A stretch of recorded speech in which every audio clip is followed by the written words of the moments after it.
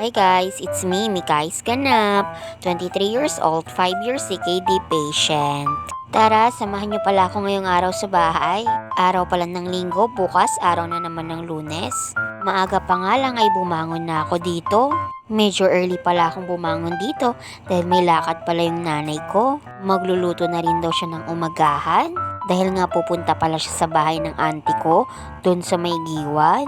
Kung nakakalakad lang talaga ako, ay nako, sumama talaga ako sa kanya. Matagal-tagal na kasi akong hindi pumupunta dun sa bahay ng auntie ko sa may giwan. Dun kasi ako tumira nung grade 7 ako hanggang grade 10.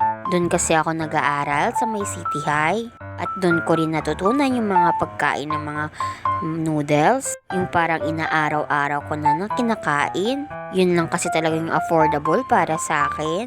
At madali lang din kasi yung lutuin. Kaya eto ako ngayon, nasa sitwasyon ako na hindi ko gusto. Hay nako, kaya eto na nga, pagkatapos ko palang makapag-PD, ay naisipan ko na rin pala kumain ng umagahan.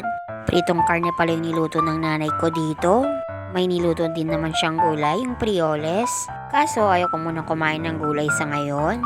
Bumili din pala siya dito ng saging, kaya eto kumain ako ng isang piraso. Isang piraso lang dahil baka tumaas bigla yung potassium ko.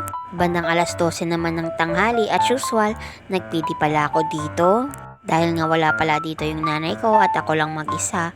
Ako lang na lang ulit mag-isang mag-PD ngayon. Wala din pala dito yung kapatid ko dahil sumama pala siya sa nanay ko. Mamayang hapon pa daw sila uuwi, may ginagawa kasi sila dun. May kasama pala ako dito, andito pala yung tatay ko. Wala pala siyang trabaho ngayong araw kaya ayun, natutulog lang sa kwarto niya. Hindi na ako nagpatulong dahil alam ko pagod din yung tatay ko sa kakatrabaho. Tinanong niya naman ako kung kailangan ko ng tulong pero sabi ko wag na kasi kaya ko naman. Madali ang pili lang naman neto, mga 10 to 15 minutes ay matatapos na rin naman ako dito.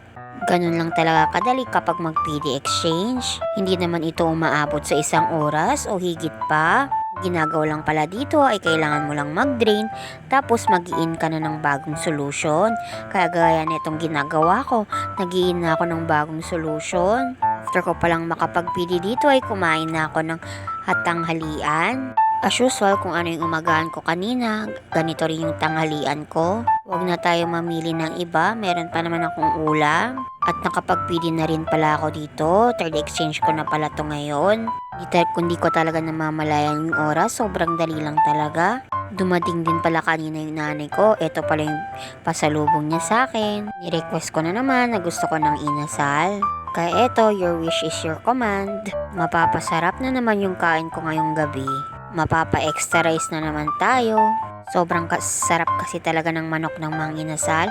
Lasang-lasa mo talaga. Kaya hindi talaga ako magsasawa dito.